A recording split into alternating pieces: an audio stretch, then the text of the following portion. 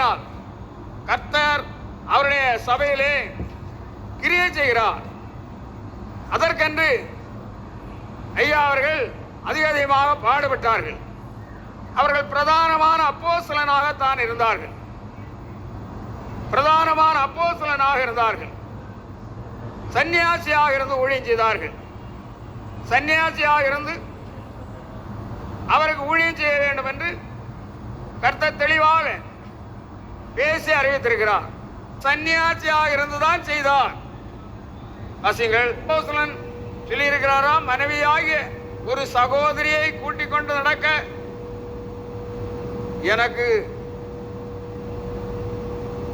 தகுதி இல்லையோ, எனக்கு உரிமை இல்லையோ என்று கேட்டார்.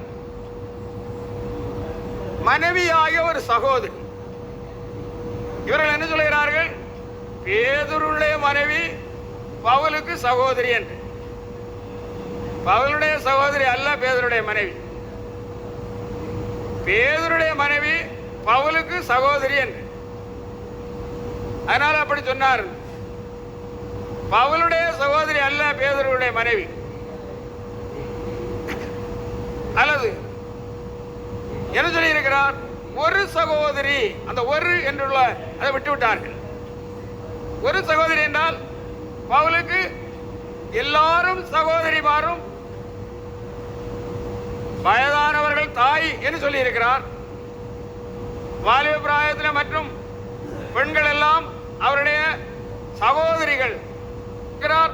எல்லாவற்றையும் விட்டு உம்மை பின்பற்றினோமே, எல்லாவற்றையும் விட்டு உம்மை பின்பற்றினோமே, என்ன கிடைக்கும்? என்னெல்லாம் விட்டார்கள்? இப்படி சொன்னதான பேதுரு மனைவியாக கூட்டிக் கொண்டு நடந்தாரா? ஊழியத்திற்கு அழைப்பு இருந்தால் ஊழியம் செய்வார்கள்.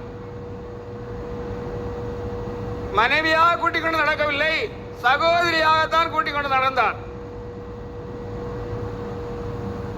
கர்த்தருடைய ஊழியக்காரர்கள் எதற்கு அழைக்கப்பட்டிருக்கிறார்கள்?